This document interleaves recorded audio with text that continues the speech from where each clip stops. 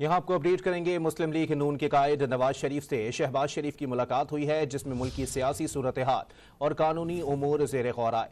मज़ीद जानते हैं डॉन न्यूज़ के नुमाइंदे अदनान शेख से। अदनान, बताइएगा कौन कौन से उमूर पर तबादला ख्याल हुआ है?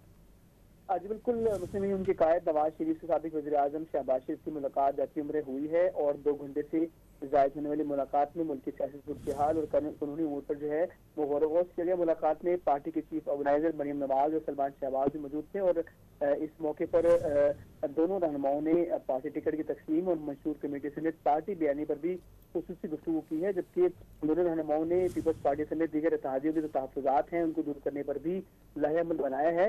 और मुलाकात में 4 नवंबर को होने वाली खुसूसी जनरल कौंसिल पर भी बातचीत की गई है, जबकि ज़राए का कहना है कि नवाज शरीफ ने मुलाकात में कहा है कि नून लीग की 4 नवंबर को होने वाली खुसूसी जनरल कौंसिल फलस्तीनियों से इज़हार यकजहती के लिए मुनक़िद कर रहे हैं और उनकी मोहब्बत को कोई दिल से नहीं निकाल सकता। इसराइली मज़ालिम पर आवाज़ बुलंद करते रहेंगे। जी, बहुत शुक्रिया अदनान शेख अपडेट करने के लिए।